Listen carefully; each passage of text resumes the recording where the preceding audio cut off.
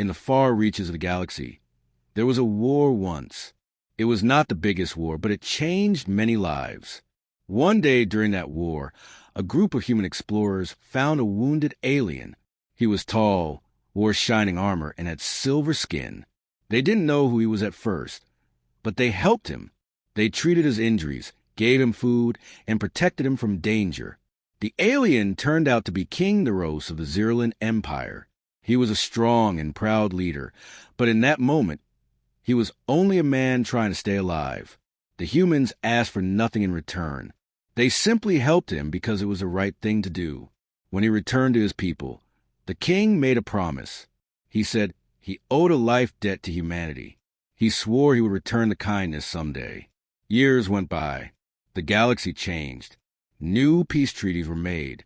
Travel between planets became easier. But the promise of the king was never forgotten. Then one day, without warning, a message came to Earth. It came from the Zerlin court. The king had decided it was time to fulfill his debt. But what he offered surprised everyone. He would send his youngest daughter, Lyrea, to live among the humans. She would not come as a ruler or a soldier. She would come as a symbol of peace. A person, not a gift. Someone to learn and share. The Zerlin court said she had chosen to go. But in truth, Lyrea had not been asked. She had always been quiet, kept away from her father's plans. Her sisters were warriors. Her brothers were commanders. Lyrea was called soft and strange. She loved books more than battles. When she heard she would go to Earth, Lyrea did not speak. She packed her things in silence. No one hugged her goodbye. The palace hall was cold when she walked through it. Her father nodded once. She bowed, and then she was gone. Her ship arrived on Earth with great ceremony. Flags waved. Crowds gathered. Cameras flashed. Lyrea stepped out in a long white cloak. Her silver skin caught the sunlight. Her eyes were blue and quiet. She said nothing. She looked at the people, then at the sky. The human chosen to welcome her was Daniel Carter. He was not a famous man. He was not a soldier. He was a cultural envoy, someone who helped visitors from other planets understand human ways. Daniel was calm, kind, and curious. He had read many books about the Zerlin Empire, but he had never met someone like Lyrea. He greeted her with a smile. She did not return it, but she nodded slightly, and that was enough. Daniel took her to a small home near the coast. It was quiet, surrounded by trees and sea. Lyrea looked at the waves without speaking. Daniel showed her around. There was a bedroom with soft pillows, a kitchen with many kinds of food, and a library full of books. "You can read anything you like," Daniel said. Lyrea looked at the books. She ran a finger over the titles. Then she picked one up and began to read. The days passed slowly. Lyrea did not talk much. She walked by the sea and watched the birds. She read books late into the night. She did not understand why humans laughed so loudly or cried so easily, but she watched. She listened. Daniel did not push her. He cooked meals and left them for her. He spoke softly when she asked questions. He told her stories about Earth's history. She liked the story of a man who planted trees after a war, even when no one else believed in hope. One evening, Lyrea stood by the water.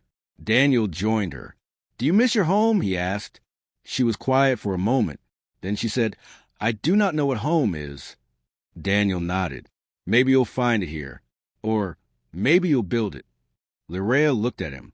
For the first time, her face softened. The wind lifted her cloak. The stars above shimmered. And in that small moment, something began to change. She was not just the king's daughter anymore. She was a person learning to see the world through new eyes.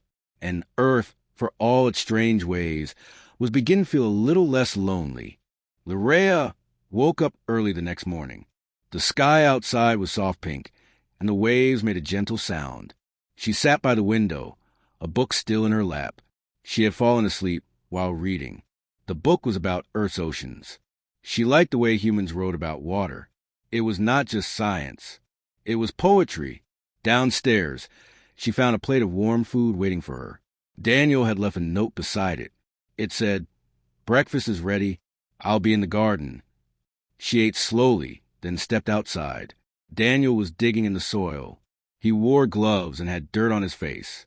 He looked up and smiled. "Good morning, princess," he said. "I am not a princess here," she replied. Daniel nodded. "Then good morning, Larea." She watched him for a while. Then she asked, "Why do you grow things with your hands when machines can do it faster?"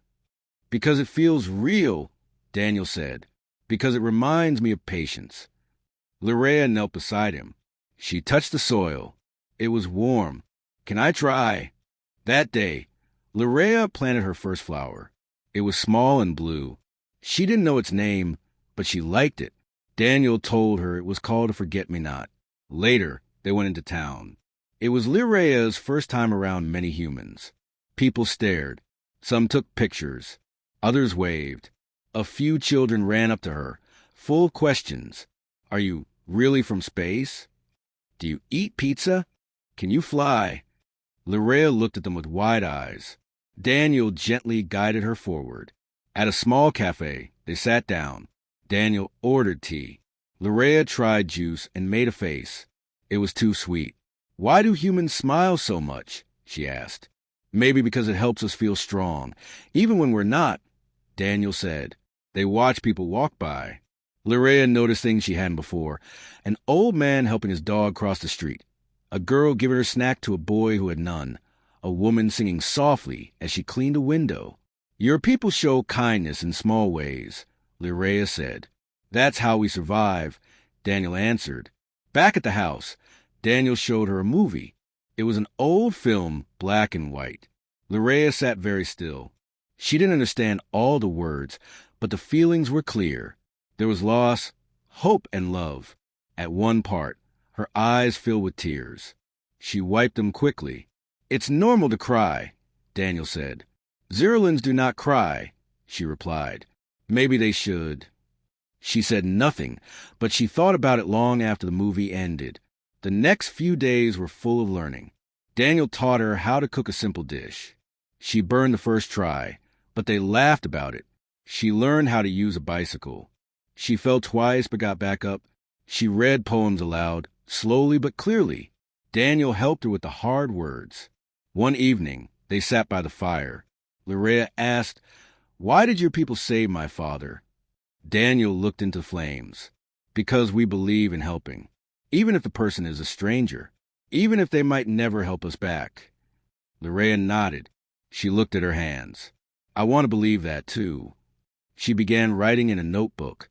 Small thoughts at first, then longer lines. Poems, questions, memories. She wrote about the forget-me-not and the taste of juice.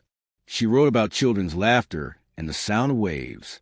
At night, she stared at the stars. They were the same stars she had seen from the palace. But they looked different now. Maybe because she was different. One morning, she found a letter. It came from her father's court. It was cold and formal. It asked for a report. What had she learned? What had she seen? Would she be ready to return soon? Larea held the letter for a long time. Then she put aside.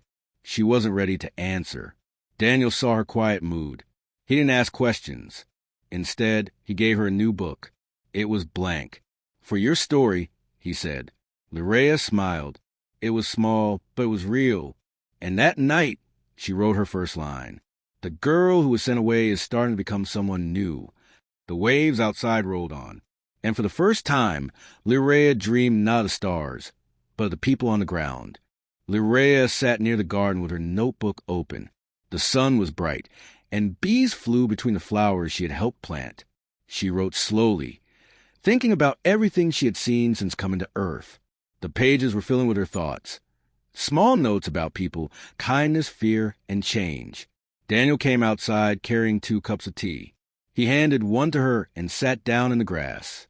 "You've been writing a lot," he said. "I have too much in my mind," she replied. He smiled. "That's a good reason to write." They drank tea in silence for a moment. Then Daniel asked, "Would you like to come with me tomorrow?" "Where?" "There's a school in the city. I sometimes speak to students there about other worlds. Maybe they'd like to hear from you, too."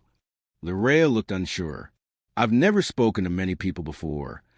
You don't have to give a speech. Just be yourself." That's enough. The next day, they took a train to the city. Lirea had never been on a train before. She watched the trees blur past the window. The city was loud and full of people.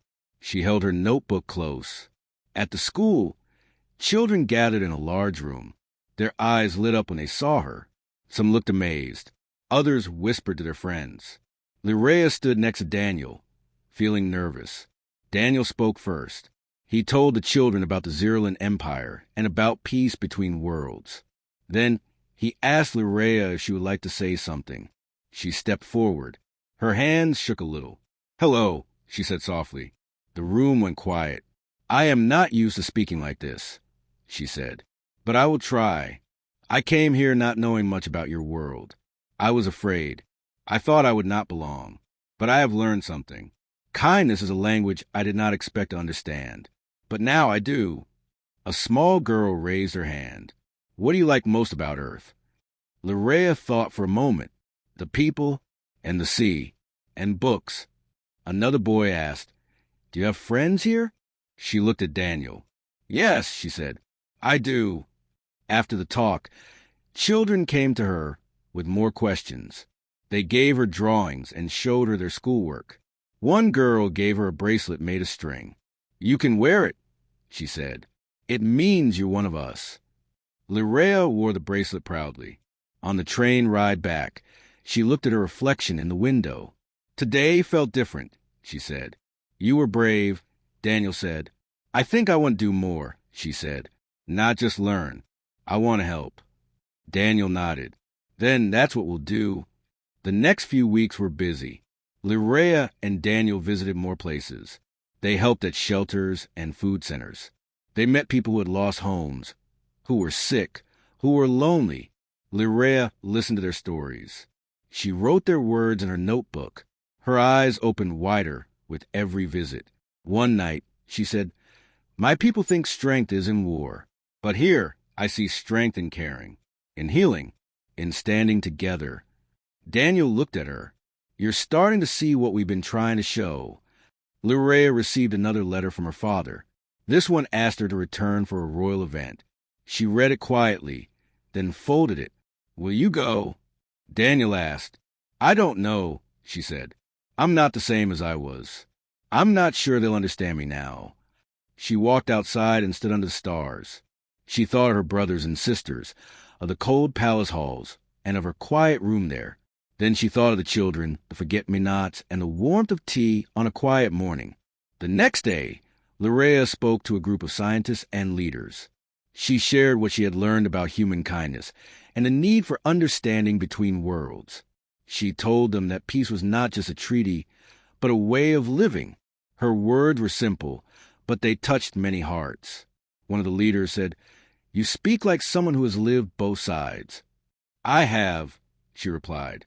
After the meeting, a human diplomat pulled Daniel aside. "She's making a real difference," he said. "She's changing minds." Daniel nodded. "She's changing hearts, too." Lirea went back to her garden. The flowers had grown taller. She smiled at the forget-me-not. She picked one and placed it in her notebook.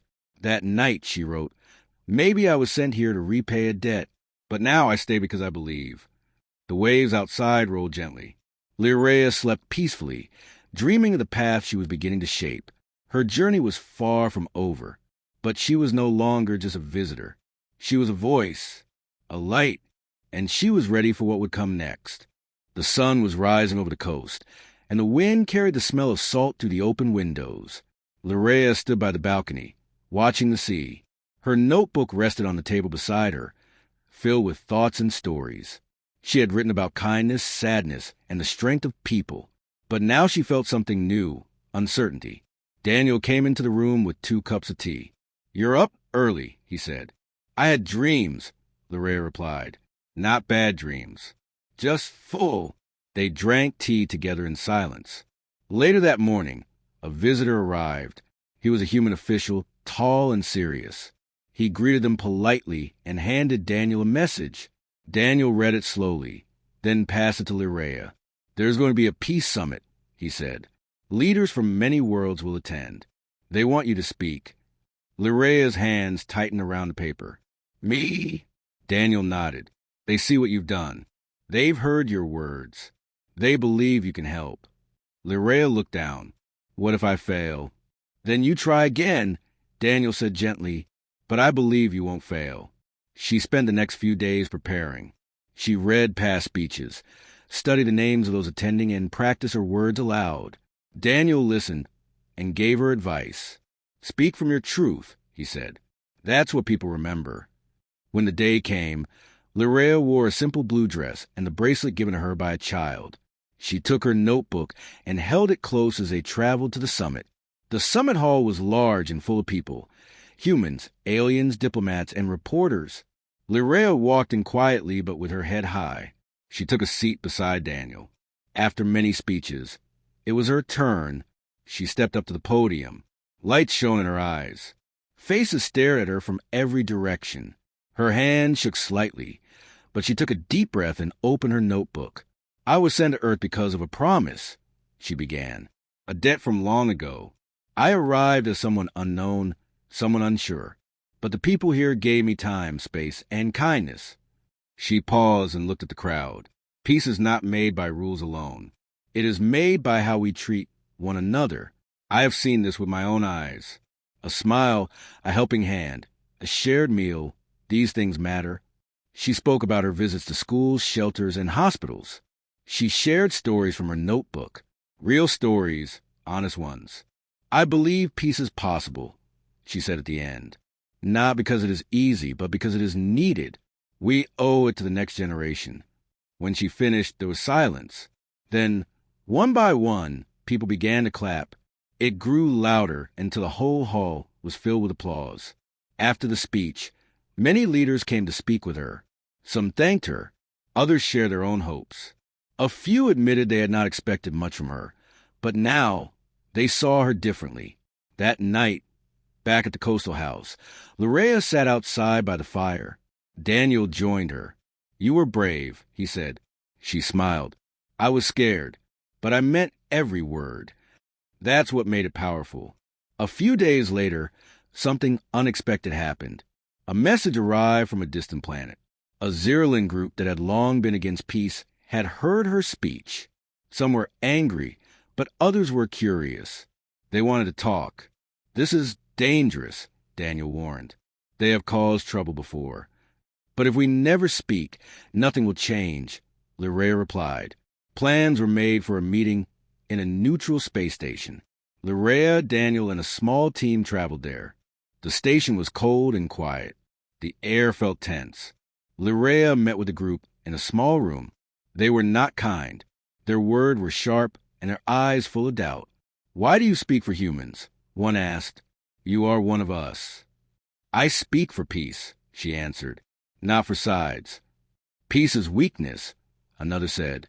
Then I am proud to be weak, she replied calmly. Because I have seen strength and compassion. I have seen courage and forgiveness. They argued for hours. Voices were raised. Doors slammed. But by the end, one of them said, perhaps we should listen. Just once.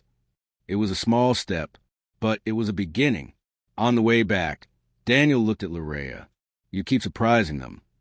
I keep surprising myself, she said. The stars outside the ship window were quiet and endless. Lyraea rested her head back and closed her eyes. She had not chosen this journey. But now she walked it with purpose. And each step, no matter how hard, brought her closer to the peace she dreamed of. The rain fell lightly as Lyraea walked through the quiet town. The streets were wet and shiny. Children splashed in puddles while parents watched from porches. She had always found rain strange but calming. On her planet, rain was rare and usually dangerous. Here, it was soft and people seemed to enjoy it. Daniel walked beside her with an umbrella. He didn't open it. You're not cold, he asked. No, she said. It feels honest. They were returning from a small meeting with local leaders. Lyraea had been invited to talk about her recent meeting with the Zerlin group. The humans were curious and hopeful. One woman had said, You're doing something that matters. Don't stop. Lyraea wasn't sure if she felt strong, but hearing those words helped. That evening, as they sat near the fire again, Daniel asked, "Do you ever miss your world?" Lyrea looked at the flames. "I miss what it could have been, not what it was. I never felt seen there." Daniel nodded. "You're seen now." She smiled a little. "Because of you." A few days later, a message came from her father. King Naros was sending a royal ship to Earth. He would arrive in 1 week. The message said he wished to see her and speak in person. Lyrea didn't know how to feel. She hadn't spoken to her father in many months. When she had left, he had barely looked at her. Daniel saw the worry in her face. "You don't have to face him alone." Lyrea touched the bracelet on her wrist. "No, I won't be alone." She spent the next few days thinking. She walked by the sea, sat in the garden, and read her notebook. She looked at her first notes, the ones filled with doubt and fear. Then she looked at her newest pages. They were full of stories, hope, and strength. The day her father arrived, the skies were clear. The royal ship landed quietly on a nearby field. Soldiers stood tall. The king stepped out in full ceremonial clothing. Lyrea waited, standing straight but calm. King Naros looked older. His eyes scanned the area, then stopped on his daughter. For a moment, he said nothing. Then he walked forward. "You look different," he said. "I feel different," she replied. They sat in the garden, away from the others. Daniel stayed nearby but gave them space. The king spoke first. "I heard about your speech, your travels, even your talks with those who once opposed peace. You've caused much attention." Lyrea looked at him carefully. "Did I shame you?" "No," he said after a long pause. "You surprised me. You made people listen." "Even me?" Lyrea's voice was steady. "You sent me here as a symbol, but I became something more." The king nodded slowly. "That was not my plan, but maybe it was the right path." They talked for hours. For the first time in her life, her father truly listened. He asked her what she had learned. She told him about kindness, about how humans show strength through care.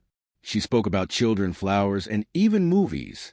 At one point, the king smiled slightly. "I never thought my daughter would be a teacher, and I never thought my father would ask questions," she replied. That night, they had dinner together. Daniel joined them. The mood was gentle, almost warm. The king did not act like a ruler. He acted more like a father. Before leaving, he gave her something small, a medallion with the royal crest. "Not to tie you to the past," he said, "but to remind you of how far you've come." Lyrea held the medallion in her hand. She looked at Daniel, then back at her father. "I'm not done yet. There is more work to do." The king looked proud.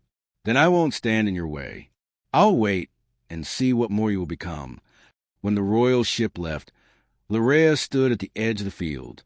She watched it rise into the sky. Daniel stood beside her. "You okay?" he asked. "Yes," she said. It felt like the end of something, but also the start of something else. She walked back to the house with quiet steps. That night, she opened a new page in her notebook and wrote, "My father saw me, not as a symbol, but as his daughter.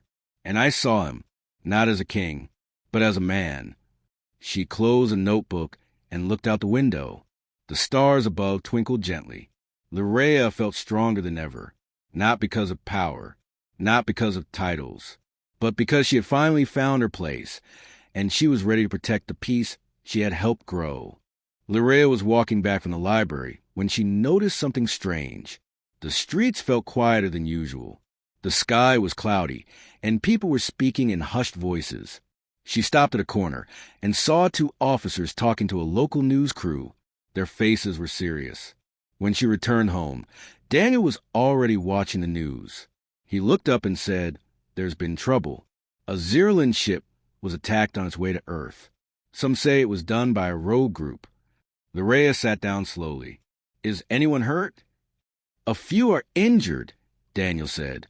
"But what's worse is the message that came after. The attackers say they reject peace. They say Earth is changing you. They want to bring you back." Lyrea's heart beat faster. "They want to bring me back by force." "Maybe," Daniel said. "We don't know yet, but we have to be careful. Security around the house was increased. Lirea stayed inside for safety. Guards were posted nearby, and drones watched from above. But Lirea didn't feel fear. She felt something else, determination. They want to scare me, she told Daniel. But I will not hide. Daniel looked at her with calm eyes. Then we must be smart. We'll plan. We'll protect you. But your voice must still be heard. A few days later, a meeting was held at a secure location. Leaders from Earth and friendly Xyrillan allies gathered. Lirea was asked to speak. She stood before them, strong and calm.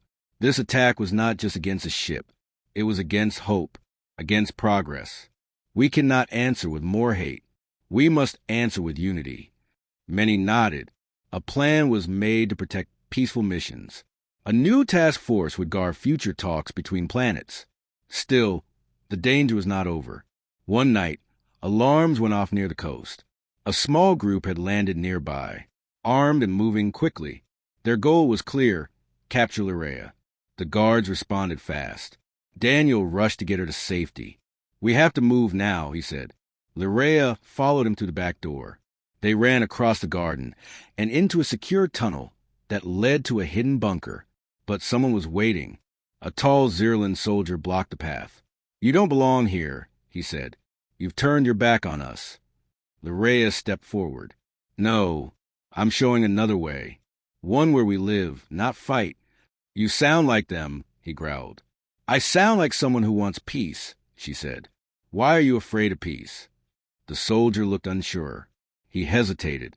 That moment was enough. Security forces arrived and disarmed him. After the danger passed, Lirea sat in the bunker, breathing deeply. Daniel handed her water. You could have been hurt. So could you, she said. But we made it. The attack made news across the galaxy. Some voices spoke against her, but many others spoke in support. People shared her speech clips, her poems, and even her old drawings. Children in different countries made art with her picture and the word hope. Lirea read messages sent from other planets. One said, "Your voice made me believe again." Another said, "I named my daughter after you." She closed her eyes and let the words sink in. She had wanted to be seen. Now she was. But more than that, she was changing things. She spoke to the press a day after the attack. I will not stop speaking. I will not stop hoping. We cannot let fear win. She visited the injured Xyrillan travelers in the hospital. She held their hands and listened. She met with the task force to offer ideas. She even sent a message to the captured attackers, offering a chance to talk if they ever wished. Daniel watched her from a distance. He saw how far she had come, from a quiet girl sent to Earth to a leader who faced threats with courage. One evening, they walked by the sea again. The waves were louder than usual, the wind strong. Do you miss the quiet? Daniel asked. Lirea looked at the sea. Sometimes, but I think this is what change sounds like. She picked up a smooth stone and tossed it into the water. Every step we take is a ripple. One day it becomes a wave. Daniel smiled. And you started something strong. Lirea looked at the sky. It was full of stars. Each one a world, a life, a story. I won't stop, she said softly. Even if the way is hard, even if they come again. This is my path. And Daniel knew she meant every word. The night went on, and Lirea wrote again in her notebook. They tried to silence me, but their fear only made my voice louder. I am not afraid of the dark, because I have learned to carry the light. And in that light, many others began to find their way.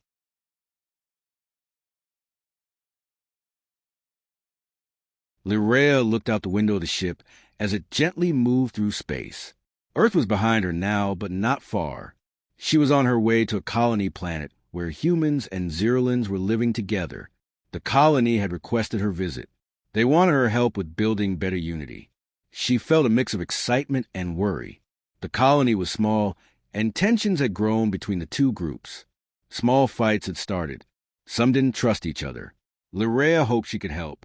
Daniel sat beside her. He had come along for support. You've done well so far, he said. They just need someone to remind them why they came together. I hope I can, she said. The ship landed quietly. A group of people greeted them. There were humans and Zerlins in the crowd, but they stood apart. No one was smiling. An official named Carla, a human, spoke first. "We're honored to have you, Lurea. We need your help." A Zerlin named Vorak added, "Things are not easy here. There's fear on both sides. Some want to leave." Lurea nodded. "Then we will listen to everyone, not just leaders, but all voices." Over the next few days, Lurea met with families, workers, teachers, and students. She listened to their problems. Some humans felt the Zerlins were cold and distant. Some Zerlins felt the humans were loud and disrespectful. Lurea took notes. She asked questions. She did not judge. Slowly, people began to trust her. They saw she cared. One evening, she held a meeting in the center square. She stood in the middle with Daniel beside her and invited everyone to come. At first, the group stood apart, but Lurea asked them to sit in a circle. She began to read stories from her notebook. "This is a story of a child who gave me a bracelet. She didn't care what world I was from. She only cared that I felt welcome." She read another. "This is about a soldier who listened instead of fighting. His choice saved many lives." Then she said, "We all have fears, but we also all have hope. Let's talk not as sides, but as people."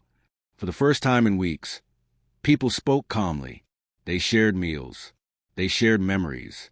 Children from both sides played together while the adults talked.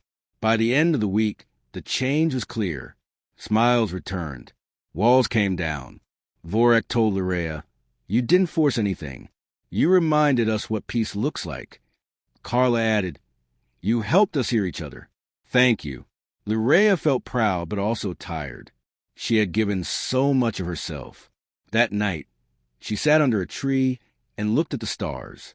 Daniel joined her. "You've done a lot," he said.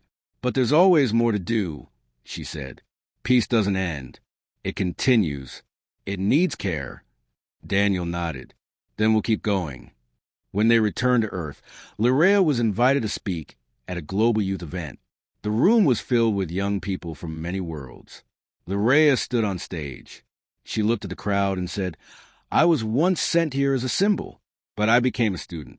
I learned about kindness, fear, and courage. Now I see my job not as a task, but as a journey." She looked around the room.